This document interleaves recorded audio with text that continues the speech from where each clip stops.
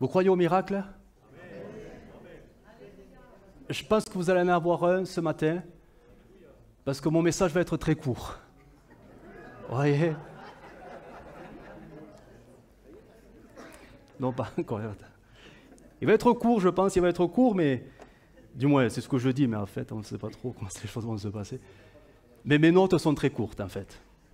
Parce que ce message, c'était un peu le message que un peu pour clôturer le jeûne et prière que nous avons eu. Alors c'est vrai que bon, il y a eu d'autres messages entre-temps. Donc c'est vrai ce message va nous tourner vers ce temps particulier qu'on a eu il y a maintenant, donc je crois 15 jours déjà, de ce jeûne et prière, parce que quand même l'Église a vécu des choses assez étonnantes et particulières. Et je voudrais y revenir d'une manière un peu particulière. Mais au travers, déjà, pour commencer à introduire, est-ce qu'on est bon au niveau vidéo? C'est bon? Cadrage, tout est bon? Voilà, je voudrais me servir de la vie, et je terminerai avec lui, parce qu'on ne peut pas dire trop de choses non plus, mais quand même encore une parole qu'il a pu dire, c'est Judas. Le fameux Judas Iscariote, le traître, celui qui a trahi Jésus, celui qui a osé le faire en face.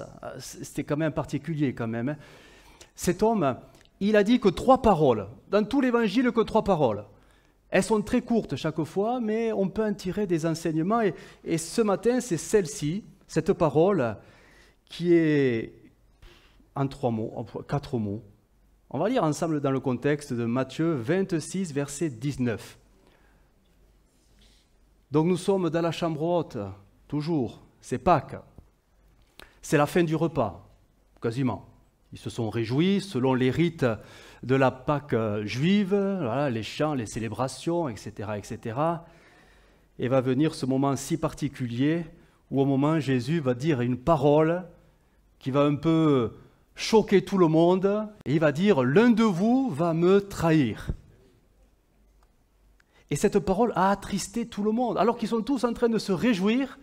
Maintenant, ils sont tous dans la tristesse. Matthieu 26, verset 19, les disciples firent ce que Jésus leur avait ordonné. Et ils préparèrent la Pâque. Le soir étant venu, il se mit à table avec les 12. Pendant qu'il mangeait, il dit, « Je vous le dis en vérité, l'un de vous me livrera. » Ils furent profondément attristés, et chacun se mit à lui dire, « Est-ce moi, Seigneur ?» Il répondit, « Celui qui a mis avec moi la main dans le plat, c'est lui qui me livrera. Le Fils de l'homme s'en va selon ce qui est écrit de lui, mais malheur à l'homme par qui le Fils de l'homme est livré. Mieux vaudrait pour cet homme qu'il ne soit pas né. » Et là, verset 25. Judas, qui le livrait, prit la parole et dit, « Est-ce moi, Rabbi ?» ou maître, d'autres versions traduiront « Est-ce moi, maître ?» Et Jésus lui répondit « Tu l'as dit. Est-ce moi? Est-ce moi ?» Généralement, cette question « Est-ce que c'est moi ?» ça sous-entend que quand on est honnête avec soi, on ne sait pas. Et souvent, est-ce que c'est moi qui t'ai fait du mal? Est-ce que c'est moi qui t'ai heurté par mes paroles? On peut se poser parfois ces questions. Est-ce que c'est moi? Si je l'ai fait, excuse-moi. Bref. Mais attendez, Judas, dans son « est-ce moi », ça sonne faux, c'est hypocrite. Mais il le sait que c'est lui. C'est ce qu'on appellera la mauvaise foi. Il le sait très bien qu'il va le faire. Il a tout manigancé. Le plan, il est déjà arrêté. Est-ce moi? Et Jésus ne va pas se laisser déstabiliser par cet aplomb, parce que quand même, c'est pas rien de manifester une si mauvaise foi devant quand même Jésus. Jésus aurait pu lui dire, ou si on avait été à sa place, mais tu le fais exprès ou quoi? Tu me claques. Tu sais très bien ce que tu vas faire. Arrête de faire le menteur et l'hypocrite. Nous, on aurait répondu comme ça. Et Jésus va dire, tu l'as dit. Simplement, tu l'as dit. Et ces simples paroles, parce que c'est très simple, hein, vont faire que son cœur va être démasqué, il va se lever précipitamment, et il va partir dans la nuit, et bon, on connaît le récit, hein. Tu l'as dit, tu l'as dit. nos paroles, et même les plus simples paroles que nous pouvons avoir, et vous le savez, peuvent avoir des répercussions énormes. Énormes. Mais même les plus simples, les plus anodines. Tout ce que nous disons est entendu dans le ciel, retenu dans le ciel, et aura des effets incontestablement, peut-être immédiats, peut-être pas, mais sur la terre comme au ciel. C'est pour ça qu'il faut quand même excusez-moi, il faut quand même un peu de retenue dans les paroles. Surtout ceux qui ont la parole très, très, très facile et réactive. Il y en a comme ça qui répondent du tac au tac, là, sans réfléchir. Et les paroles qui dépassent les pensées. Oui, mais tes paroles qui ont dépassé ta pensée, elle a été marquée et elle est figée et elle est retenue. Parce que tu l'as dit, tout ce qui sort de la bouche, c'est entendu et c'est retenu. Et même si nous avons tous cette tendance, alors est-ce qu'elle est fâcheuse ou pas, je ne sais pas, à vous de juger, mais d'oublier ce qu'on dit assez facilement, le Seigneur, lui, il n'oublie rien. Il n'oubliera rien. Et nos paroles, finalement, elles nous seront rappelées, même celles que nous avons oubliées. Et même par nos paroles, et là ça va beaucoup plus loin, ce n'est pas simplement rappeler, mais nous serons jugés en fonction de nos paroles. Ah donc là ça devient sérieux. On a dans l'Écriture, il y en a plusieurs, mais j'ai relevé des récits où des hommes, bon certainement qu'il y a des femmes aussi, mais là j'ai retenu des hommes, ont dit des choses qu'ils ne mesuraient pas, mais les ont dites. Et les ont dites, et ça a été retenu. Je pense au souverain sacrificateur, Caïphe, qui est devant Jésus. Alors le texte va s'afficher, Jésus donc a été arrêté, il est passé devant le Sanhédrin, il est devant le souverain sacrificateur, c'est l'interrogatoire, ils essaient de savoir un peu ce qui se passe, la vérité, et Matthieu 26 nous dit au verset 63, Jésus garde le silence, et le souverain sacrificateur, prenant la parole, lui dit « Je t'adjure par le Dieu vivant de nous dire si tu es le Christ, le Fils de Dieu. » Et Jésus,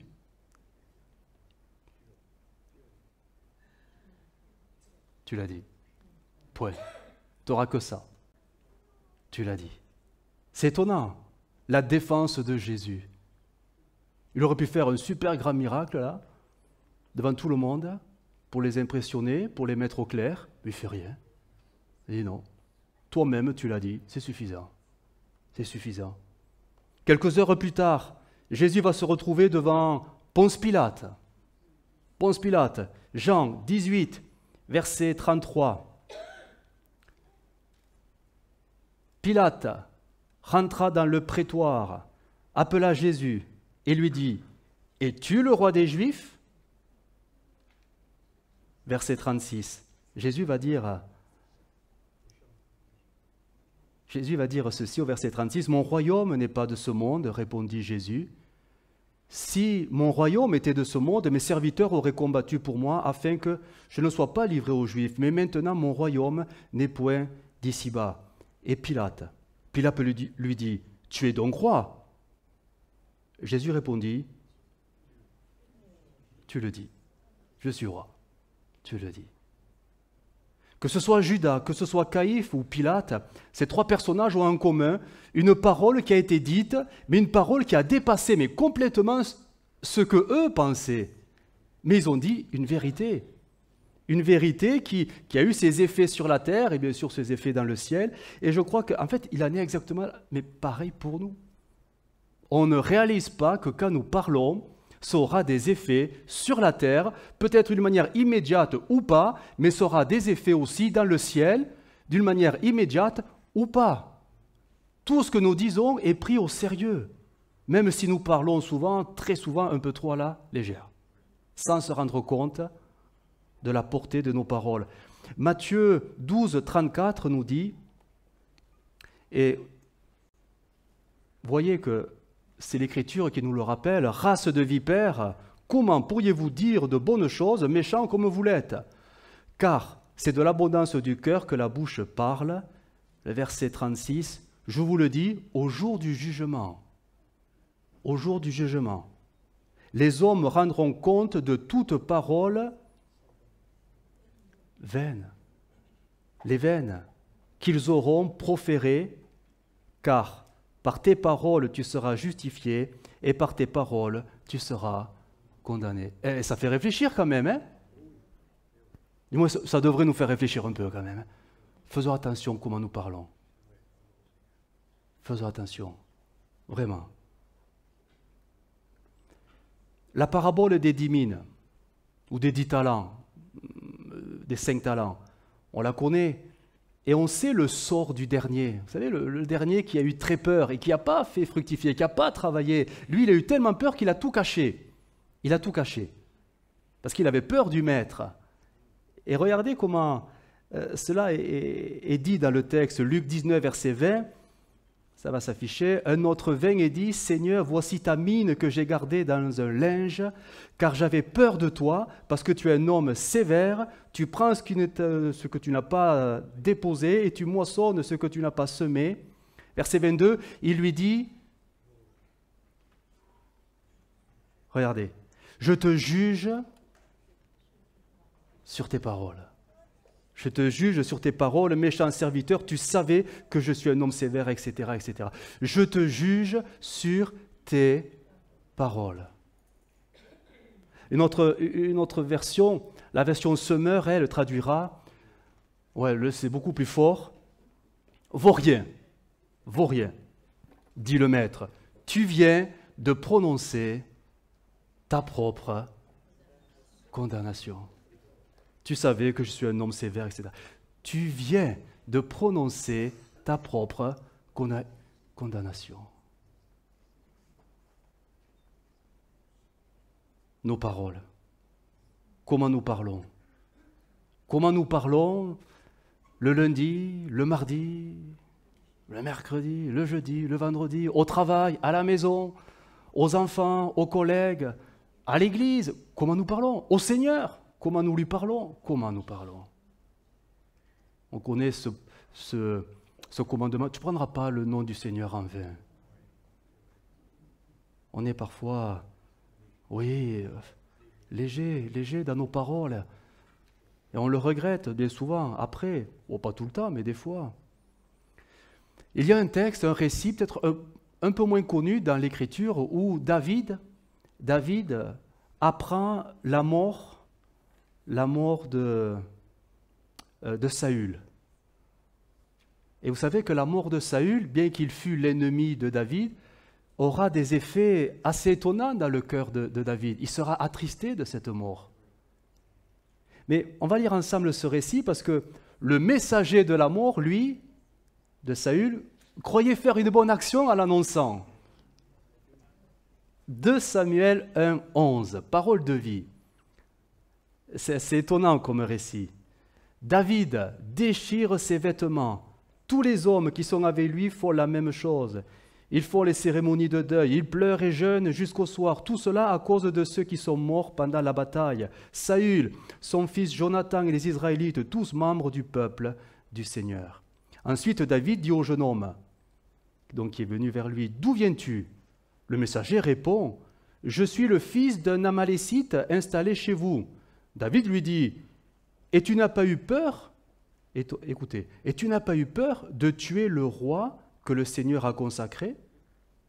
Alors David appelle un de ses jeunes soldats et lui donne cet ordre, « Viens et tue-le. » Le soldat frappe l'Amalécite et le tue.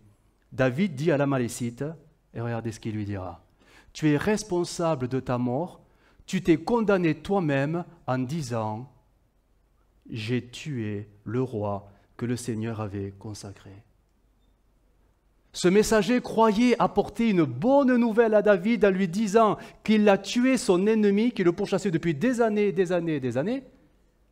Mais le cœur de David est tellement attristé parce qu'il a reconnu en Saül quand même loin de l'Éternel, que son cœur ne supporte pas de voir devant lui le meurtrier qui revendique librement « Hé David, je t'ai fait une fleur, j'ai tué ton ennemi. » Et là, David dira, non, par tes paroles, tu t'es condamné toi-même. Donc ce que tu as fait, on va te le faire, on va te tuer. C'est terrible, hein? Terrible, hein? terrible comme parfois on peut tenir des propos et parfois même en être presque content. Presque content en revendiquant, en croyant que c'est des bonnes choses, c'est bien, du moins c'est bien pour nous, on croit, voilà. Mais on ne réalise pas qu'en fait, on est en train de se condamner. Parce que nos paroles seront écrites, elles seront retenues, elles nous seront rappelées. Job dit au chapitre 15, c'est en français courant, « C'est ton langage, et non pas moi, qui te condamne, tout ce que tu as dit témoigne contre toi. » Vous voyez, parfois, on pourrait même avoir l'impression que, et on met souvent la faute sur l'ennemi, le diable qui nous accuse, le diable qui nous condamne, mais des fois, c'est même pas lui qui fait ce travail. On ne réalise pas qu'en fait, on le fait tout seul. On se condamne soi-même sans le réaliser, en ayant parfois des propos, des paroles, des attitudes qui ne glorifient pas le Seigneur, alors que nous sommes des enfants de Dieu, des enfants de la lumière, des enfants qui sont censés vivre la vérité, et rien que la vérité. Et des fois, on ne se rend pas compte qu'un jour, nous serons devant le Seigneur, ça nous échappe, hein, et le Seigneur va dérouler le grand livre de nos paroles, et ça va être terrible. Hein. 2 Corinthiens 5,10 nous rappelle ce jour qui viendra. Un jour, nous aurons tous à comparaître devant le Christ pour être soumis à son examen. Là, tout sera mis à découvert et chacun recevra la récompense méritée suivant sa conduite et durant cette vie terrestre et les actions bonnes ou mauvaises. On aurait pu penser, Seigneur, tu retiens que les bonnes parce que je suis ton enfant quand même. Mais non, les mauvaises seront retenues aussi, bonnes ou mauvaises, qu'il aura accomplies dans son corps. Galates 5, verset 6, nous dit en parole vivante, chacun. Alors, je cherche le... Hop. Non.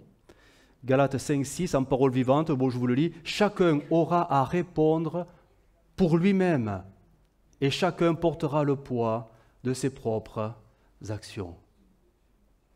Ce que je voudrais vous dire, en fait, tout simplement, c'est que on ne réalise pas toujours que par nos paroles, j'allais dire presque, vous savez ce qu'on fait souvent, il ne faut pas le dire, mais nos messes basses. Elles sont si basses qu'on est persuadé que personne ne les entend. Ben dis-toi que tout le ciel entend tout.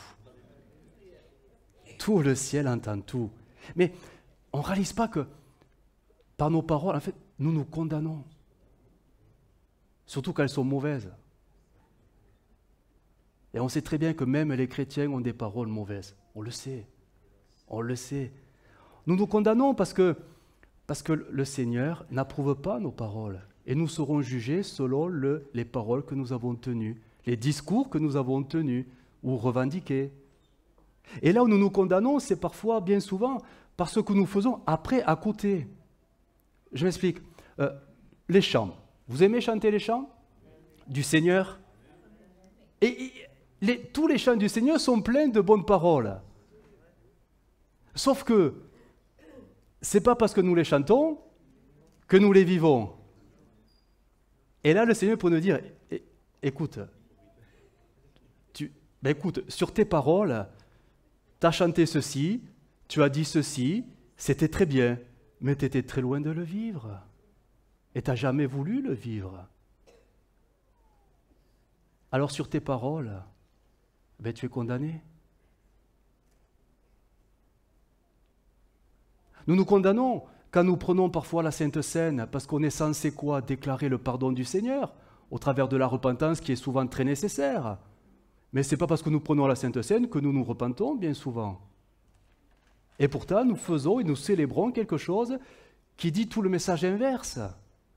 Et là, le Seigneur peut nous dire, écoute, sur tes actes, tu t'es condamné toi-même. Hein. Tu dis faire ça, mais tu ne le fais pas. Sur tes actes, sur tes paroles, tu es condamné. Ça va loin, ça va loin.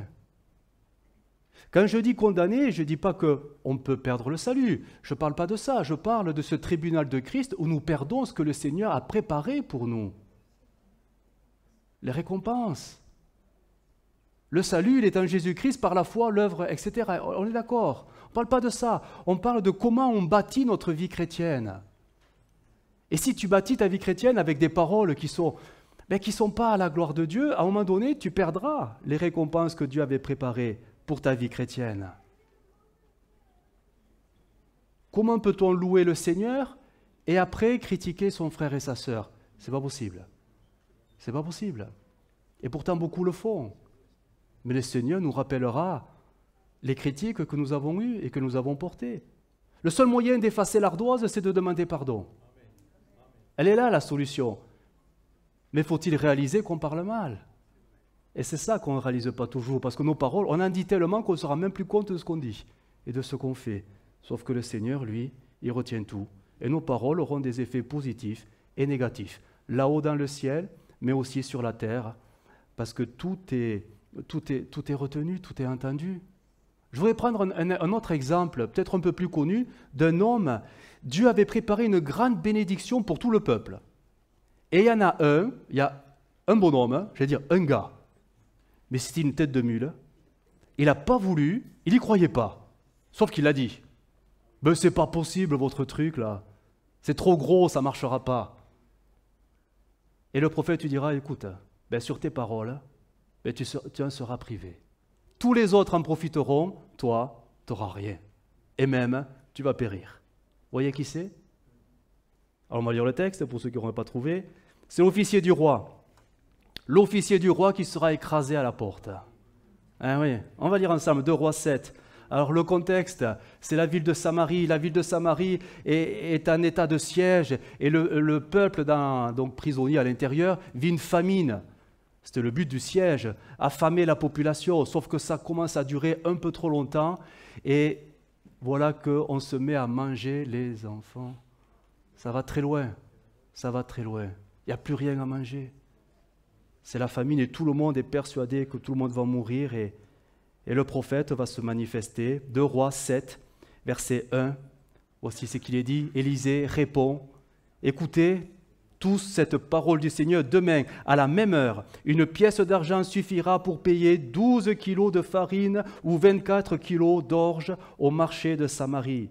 Un officier du roi d'Israël, celui qui est toujours avec lui, demande à Élisée, même si le Seigneur ouvre des fenêtres dans le toit du ciel, est-ce que tes paroles peuvent se réaliser? Élisée répond, tu le verras toi-même, mais tu ne mangeras pas de cette nourriture. Et là je fais une pause à la lecture, le miracle se produit.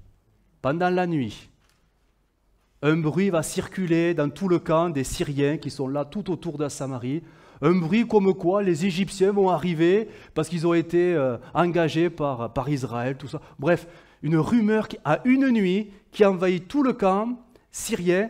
Ils prennent tous peur, pris de panique, ils s'en vont, ils laissent tout le matériel, toute la nourriture. Ils partent en courant de peur que les Égyptiens leur tombent dessus pendant la nuit. Et pendant cette fameuse nuit, certainement au petit matin, il y a quelques lépreux là qui disent on n'a plus rien à perdre, quitte à mourir, autant aller se livrer carrément à l'ennemi. Et ils le font. Ils sortent de Samarie, ils vont dans le camp de l'ennemi, et là, croyant qu'on allait les arrêter, les exécuter, ils s'aperçoivent, il n'y a plus personne. Il n'y a plus personne, ils sont tous partis. Et là, ils vont tous revenir à Samarie et dire à tout le monde que les ennemis sont partis, il n'y a plus qu'à se servir.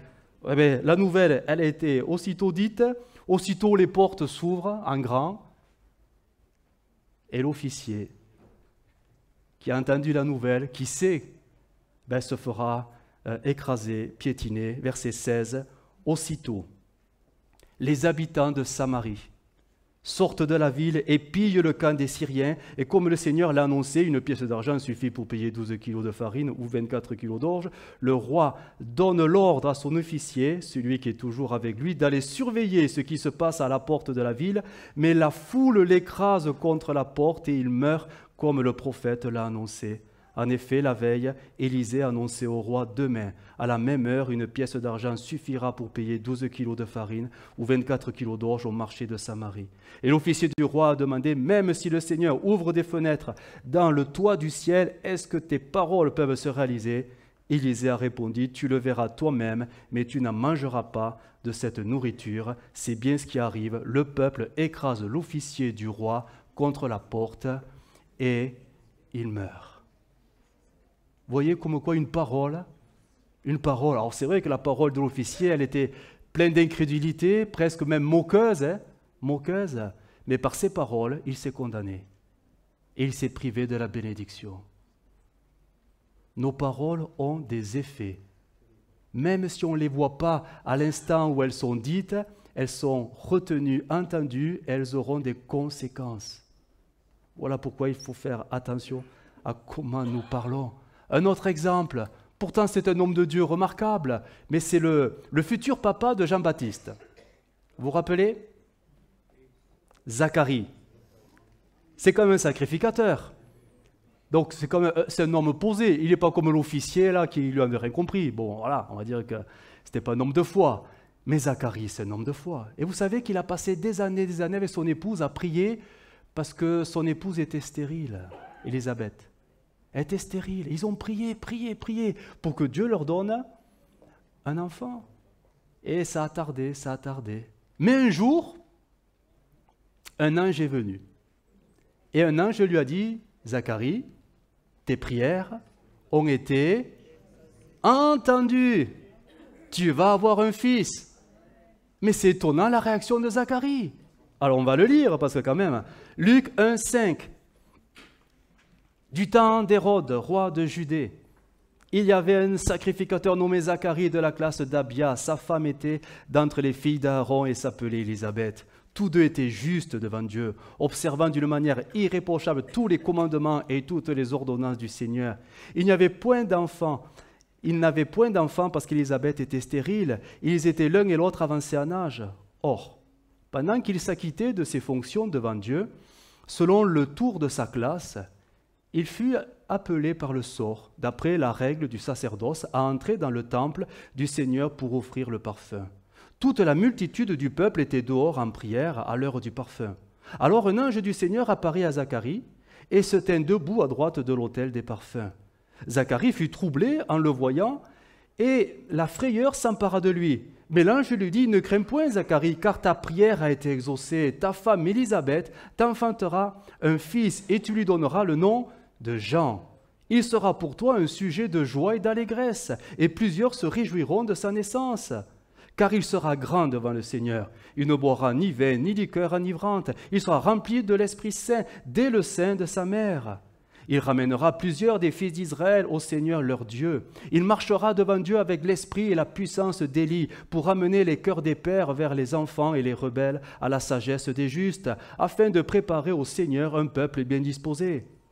Zacharie dit à l'ange: à quoi reconnaîtrai-je cela? Car je suis vieux et ma femme est avancée en âge. L'ange lui répondit: je suis Gabriel, je me tiens devant Dieu et j'ai été envoyé pour te parler et pour t'annoncer cette bonne nouvelle. Mais le verset 20 arrive et ça gâche un peu. Et voici, tu seras muet et tu ne pourras parler jusqu'au jour où ces choses arriveront. Pourquoi? T'as pas cru. T'as prié, mais tu n'y crois pas. Tu as prié sans y croire. On arrive à s'identifier quand même, un peu plus avec ça. Combien de fois nous prions, mais au fond, oui Seigneur, tu peux tout, mais parce que tu n'as pas cru à mes paroles qui s'accompliront en leur temps. En fait, le pauvre Zacharie, il s'est condamné lui-même par ses paroles, mais je suis vieux, ça ne marchera pas.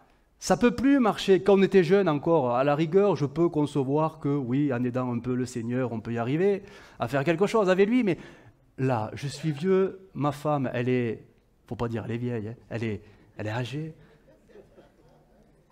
Donc ça ne peut plus marcher. Le Seigneur ne peut plus s'occuper de notre cas. Et l'ange dira, écoute, ça se fera, mais parce que tu y crois plus, tu seras muet. Et pas muet un jour, hein? Pas un mois, 9 mois. 9 mois, jusqu'à la naissance.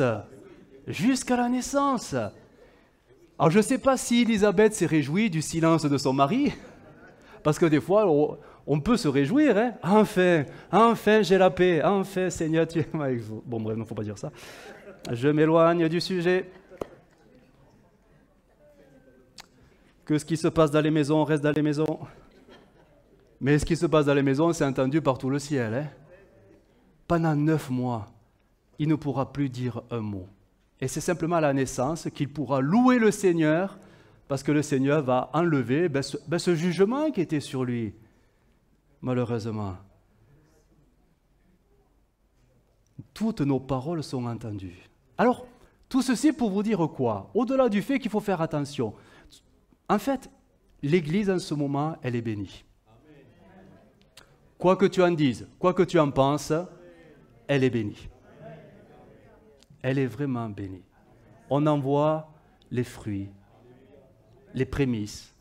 On voit des choses, et ça a été témoigné il y a 15 jours. Il y a eu des témoignages, il y a eu des actions de réconciliation, de pardon, il y a eu des guérisons, il y a eu des choses très particulières depuis ce jeûne et prière. Mais pourquoi? Parce qu'on lui a demandé. Bien sûr, les cœurs ont été changés, dont les cœurs ont plu au Seigneur. Donc tout ce qui pouvait faire obstacle à la bénédiction est enlevé et ôté. Et nous commençons à voir tout simplement les premiers fruits qui ne sont que les conséquences de quelque chose qui plaît au Seigneur. C'est pas qu'on est meilleur et on est des super chrétiens, mais ça n'a rien à voir. C'est parce que le Seigneur voit maintenant une sorte entre guillemets, d'atmosphère spirituelle qui le glorifie. Et là, le Seigneur dit, je peux que les bénir en retour.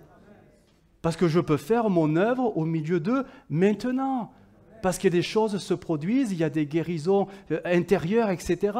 Je dis, c'est comme si un chemin se traçait. Vous savez, le fameux escalier de l'échelle de Jacob. Et les anges montent et descendent. Mais enfin, les anges descendent. Ça y est, ils ont retrouvé le chemin, le feu vert du Seigneur. Vous avez entendu le don spirituel vendredi? Alors ceux qui n'étaient pas là, vous ne dites pas oui, hein? Vous ne pouvez pas dire oui. Mais il était beau quand même, hein? Vous avez essayé de pêcher et vous n'êtes jamais arrivé. Le filet était... Il était en mauvais état. Ça n'allait pas. Mais maintenant, rappelez-vous comment ça a été. Mais maintenant, j'ai réparé le filet. J'ai réparé le filet. Vous allez pêcher et une pêche abondante. Et il y aura des poissons. Mais attendez le signal et jetez le filet là où je vous dirai de le faire. Il se passe quelque chose. Il se passe quelque chose. Du côté du ciel, les choses se mettent en place. Le problème qui peut arriver, ce n'est pas du ciel, mais c'est de la terre. C'est nous. Quel est le langage que nous allons avoir maintenant? Allons-nous avoir un langage de foi ou le langage un peu comme dans cette église, il ne peut rien arriver, quoi. Ça fait des années, c'est pas maintenant parce qu'il y a eu qu'il va se passer quelque chose. C'est pas parce qu'il y a eu ceci, il y a eu cela que d'un seul coup 50 personnes vont arriver. C'est pas possible leur truc. Le pasteur se fait des films. Ça c'est un langage qu'on peut avoir, hein? Croyez pas? Personne ne le dira. Le langage incrédule. Et même si Dieu ouvrait des fenêtres, est-ce qu'il va vraiment envoyer et remplir cette salle d'âmes nouvelles? Et franchement, vous croyez à ça encore? Voilà, vous voyez, tous les autres qui n'ont rien dit. On se dit, mais tant qu'il y a des chaises, Dieu peut les remplir. Et même, on a assez d'économies pour acheter d'autres chaises. Hein, Joël? Oula, là, je l'ai réveillé. Quel est le langage que nous allons avoir? Quel est le langage que nous tenons? Oh oui, il y a eu des réconciliations, mais oh, ça va durer quoi? Allez, dans un mois, ils se mettent tous sur le nez et ils se mangent tous entre eux. Ah oui, un tel, mais oui, bon, on connaît. Quel est le langage que nous allons avoir? Sommes-nous capables d'avoir un langage commun? Le langage de la foi. ou sommes-nous divisés par notre langage? Oh, dans l'Église, on ne dira rien, mais c'est toujours après que nous parlons sur les choses différemment. Et là où je voudrais, oui, vous mettre un peu en garde, c'est que, attention à notre langage. Parce que nous pouvons, par notre langage, nous condamner nous-mêmes et nous priver de ce que Dieu est en train de faire dans l'Église. Comme cet homme qui n'a pas pu profiter de toutes les bénédictions parce qu'il a été écrasé à la porte. Parce que c'est par la porte que les bénédictions vont arriver. Les âmes vont arriver là. Là, je veux mettre mal à l'aise personne, mais là, je me réjouis de voir des visages nouveaux. Alors vous, on vous connaît, ça, allez, on parle plein de vous. Mais je me dis, mais d'où vous venez, quoi? C'est bien. Soyez les bienvenus, je crois qu'il n'y a pas de hasard. Il n'y a pas de hasard, vous êtes là, certainement à la bonne place, parce que Dieu sait ce qu'il fait. Nous, on est les spectateurs de ce que Dieu fait. Je veux mettre mal à l'aise personne, mais je bénis Dieu pour Ambre. Là, voilà, bon, voilà. Et les autres, je ne vous connais pas, mais si vous êtes là, il se passe quelque chose. Et là, rappelez-vous du message de la semaine dernière. Sommes-nous prêts à rentrer la moisson? Sommes-nous prêts à accueillir? Sommes-nous prêts à nous laisser déstabiliser parce que nos habitudes vont être un peu bousculées? Est-ce qu'on est prêt? Est-ce qu'on est prêt? Dieu est en train de faire vraiment quelque chose qui va nous surprendre, je le crois. Vous savez, la pluie qui arrive, je crois qu'elle est là, elle arrive. Mais on peut passer à côté. On peut passer à côté de ce que Dieu prépare pour l'Église. Je crois qu'il y a une nouvelle saison, mais tout dépend de notre langage que nous aurons. Le langage de la foi accueille la bénédiction. Le langage incrédule, sceptique, et il y en a, bien sûr qu'il y en a, se priveront de la bénédiction et seront peut-être mal à l'aise au bout d'un moment, au milieu de tous les changements qui vont s'opérer dans l'Église. Alors que Dieu veut bénir son peuple, mais Dieu va agrandir son peuple.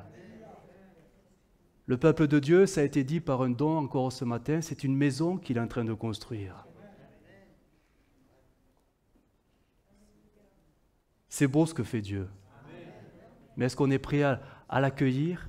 Est-ce qu'on est prêt à l'accepter? Est-ce que notre foi arrive jusque-là? Peut-être qu'il faut, oui, Seigneur, augmente-nous la foi. Peut-être. Peut-être que certains ont besoin de ça. Mais que personne ne se prive de cette action que le Seigneur est en train de faire au milieu de nous. Écoutez, ce qu'on vit, c'est pas nouveau. C'est pas nouveau. Regardez déjà Zacharie 4.10. Vous savez que Zacharie 4.10, c'est la reconstruction du temple, tout ça. Et la maison de Dieu, elle ne s'est pas faite du jour au lendemain. Le temple, tout ne s'est pas reconstruit comme ça. Mais il y avait déjà des gens qui étaient très sceptiques sur le chantier, la reconstruction. Et regardez comment c'est écrit. Qui donc méprisait les temps des petits commencements? Qui donc? C'est une question. Qui donc méprisait les temps des petits commencements? Nous sommes là, les petits commencements. Et regardez la suite. Ils auraient dû plutôt se réjouir en voyant, etc., etc. Réjouissons-nous de ce que nous voyons. Et nous voyons de belles et de grandes choses. Et même de simples réconciliations, n'est-ce pas l'action du Saint-Esprit? Et si tu n'arrives pas à te réjouir de ce qu'un frère et une sœur se réconcilient, c'est que tu as un gros problème. Hein? Tu t'es endurci comme une pierre. Si tu n'arrives pas à te réjouir parce que des âmes nouvelles sont en train d'arriver, tu as un gros problème. T'aimes pas les âmes ou quoi? Si tu n'arrives pas à te réjouir de ce qui se passe au milieu de nous, tu as un problème. Va devant le Seigneur et pose ce problème aux pieds de Jésus. Parce que lui seul peut augmenter la foi pour que tu te réjouisses avec les autres. Je crois vraiment que l'Église est dans un temps de réjouissance, de joie. Merci Mathieu pour les directions de chant. Je trouve que c'était très bien. On aurait pu continuer pendant... C'était vraiment, vraiment, vraiment une bonne chose. Je me souviens, et je ne veux pas l'oublier, de cette image où j'ai vu une Égypte danser là, pendant le jeûne et prière. Mais c'est qu'il n'a pas dansé tout seul, les autres se sont mis à danser avec lui, quoi. Mais c'était beau, moi ça m'a marqué. C'est peut-être la chose qui m'a marqué le plus pendant le jeûne et prière. Ce sentiment de joie qui a parcouru dans toute l'Église. Dieu est en train de faire quelque chose dans l'Église. Négib, lève-toi. Viens Négib, viens me voir. On va danser, là. On va danser.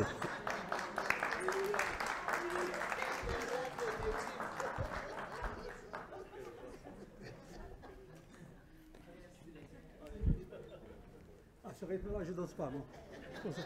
On lui met le micro. Alors voilà, Négib, alors ça remonte maintenant à une semaine. Ouais. Une semaine. Dieu lui a donné un songe. Un rêve. Un rêve. Alors, j'ai dit, écoute, tu l'amèneras à l'église, mais en son temps. Parce que voilà, je savais les choses. Vas-y, parle-nous. Voilà, il y a une semaine que j'avais comment vous dire, ce rêve. Je vais partager avec vous ce matin. Alors, j'étais par là, assis, et voilà, le frère a commencé à chanter et tout. Et j'étais saisi par le Saint-Esprit, et je suis allé lui demander, est-ce qu'il peut chanter « Jeunes et vieux ». J'aime cette chanson. Gentiment, je lui ai demandé, il accorde. Hein. Et il commence à chanter. Et moi, j'étais assis et j'étais pris par le Saint-Esprit. Je me suis levé et j'étais allé devant là pour danser. Alors devant moi, il y avait Daniel. Je l'ai pris par la main. Il y avait M. Vote. Et lui, il fallait que parce qu'il était assis, il veut pas. Il était un peu plus dur. Dans mon rêve, ouais. Et après, je m'étais là danser. Là, on était là. Les autres, je ne l'ai pas vu, mais ils étaient avec nous en train de danser. Et alors, j'étais là, je regardais. Alors, je regardais, c'est impressionnant. De haut jusque là-bas, il y avait des gens qui se lèvent la main, là. Et alors, de toute race, de toute couleur. Alors, en train de prier, de louer le Seigneur. Et plus que je regardais alors à droite et à gauche. Et au milieu, des gens, alors, ils priaient, ils étaient à genoux, il adorait le Seigneur, et les autres, ils parlaient en langue. Mais j'ai dit, Seigneur, qu'est-ce que c'est? Et alors, je regardais si je reconnais des gens. Mais je ne connais personne. Pourtant, il y avait, comment vous dire, c'était fort. Il y a au milieu d'eux, il y a quelque chose d'effort. Il y avait l'Esprit de Dieu, il était au milieu. Je regardais, et je voyais presque... on dirait de souffle de Dieu, tellement que je voyais les gens comment en train de prier, en langue, l'autre adorer le Seigneur, l'autre invoquer, l'autre prier, et je regardais encore, tellement la salle est pleine, il n'y a plus de chaises. Alors ils étaient debout, les gens levaient la main et priaient, et de nouveau je regardais, je commençais à danser, je regardais une autre fois, et pareil, je regardais pour voir si je connais. Et je connais personne. C'était vraiment l'église, elle est archicombe. Plein. J'ai dit, mais Seigneur, qu'est-ce que c'est? Et après, c'est terminé. Je me suis levé. Je croyais que j'étais à l'église. C'était à 3h, à peu près 3h30 du matin. J'ai dit, mais Seigneur, mais qu'est-ce que c'est ça? Qu'est-ce que c'est? Ce rêve, qu'est-ce que ça signifie? J'ai resté un moment parce que ça m'a fortifié.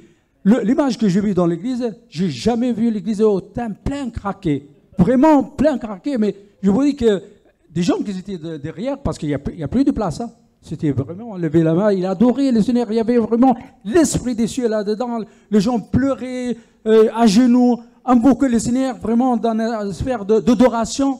Vraiment, j'ai jamais vu ça. Et le matin, bien sûr, j'ai raconté à mon épouse, et voilà ce rêve que je rêvais. Merci Négib.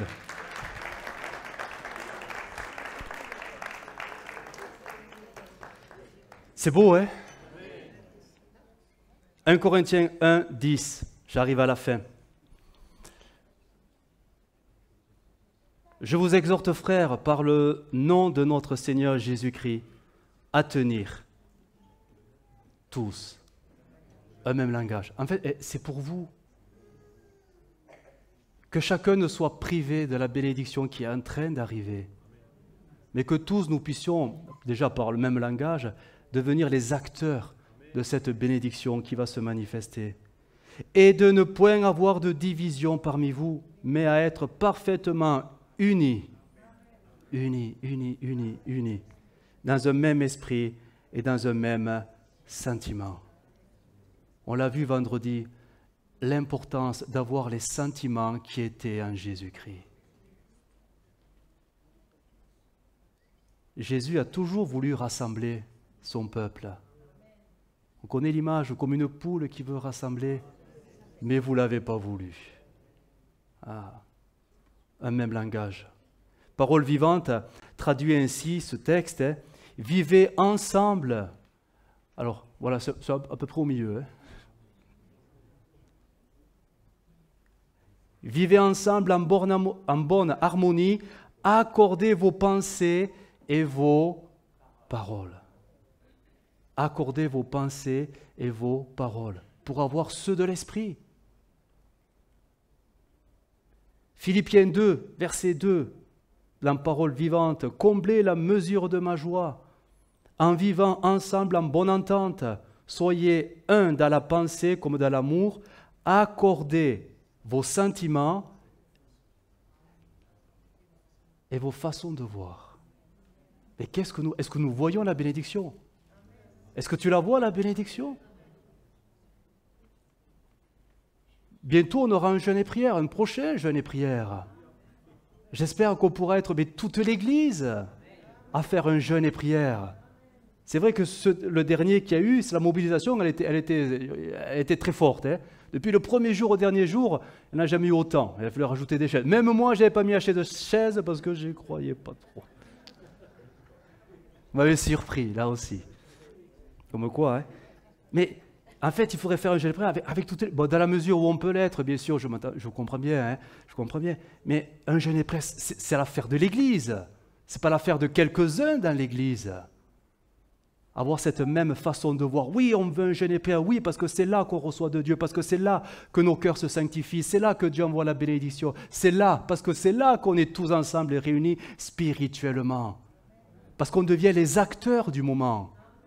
Les cultes, les réunions, vous êtes plus en mode bon, je veux dire, c'est pas péjoratif, mais spectateur. Parce que vous êtes là et moi je suis sur l'estrade. Mais les jeûnes et prières, on est tous au même niveau.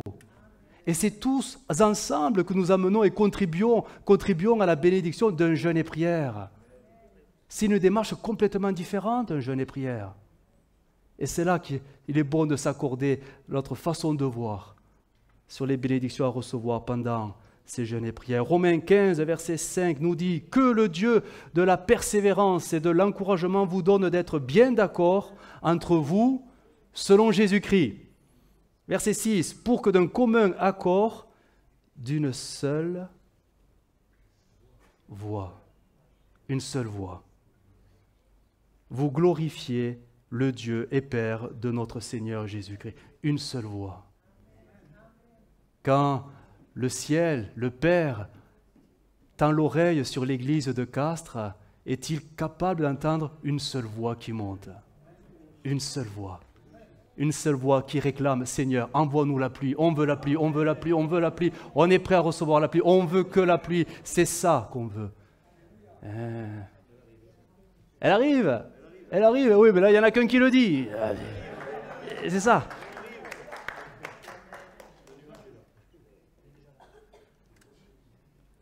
Je termine avec cette prière d'Élisée. Vous savez, Élisée, il avait un serviteur il était trop attaché, malheureusement, à ce qu'il voyait physiquement. Et il a vu l'armée des Syriens qui entourait donc le village où ils étaient. Et là, il a eu très peur. Il est allé voir son maître, Élisée, et Élisée lui a dit « Hé, t'inquiète pas, tu vas voir, ça va changer. Je vais prier pour toi, et Dieu va t'ouvrir les yeux. » Et là, tu ne vas pas voir simplement l'opposition, l'ennemi, le négatif, mais tu vas voir ce que Dieu a préparé. Et ça va arriver, et ça va être notre soutien, notre secours. Et il a prié, Seigneur, ouvre-lui les yeux. Vous connaissez le récit, hein? Ouvre-lui les yeux. Et il a vu les anges qui entouraient l'armée des Syriens, qui entouraient le prophète. Mais il a vu la solution de Dieu. Il a vu la bénédiction de Dieu.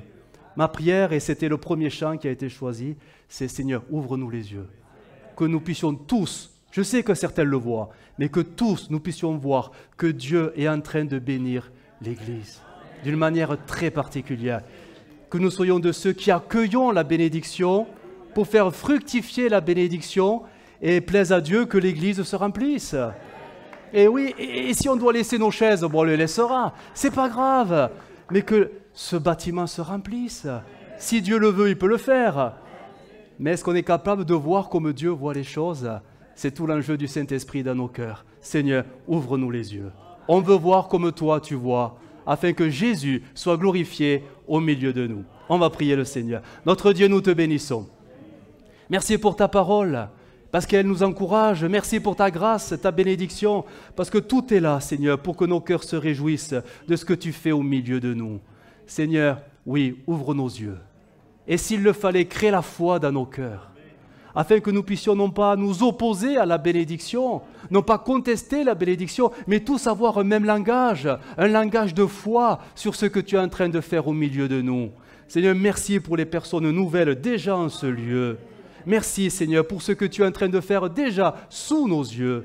Seigneur, nous te bénissons parce que ce n'est que le commencement, les prémices de cette pluie qui commence à tomber. Seigneur, nous prions pour que toute ta puissance se manifeste en ce lieu et que ton Église, l'Église de Castres, devienne un lieu de témoignage, de bénédiction qui se répande dans toute la ville afin que ton nom en soit glorifié.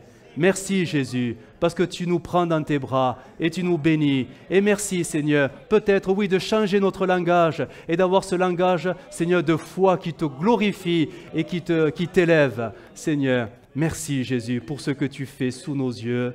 Amen. Amen. Gloire à Dieu.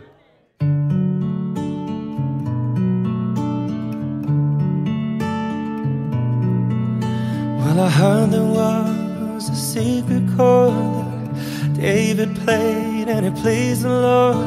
But you don't really care for music, do ya? Well, it goes like this, the fourth, the fifth, minor fall and major lift, the baffled king composing hallelujah, hallelujah, hallelujah, hallelujah, hallelujah.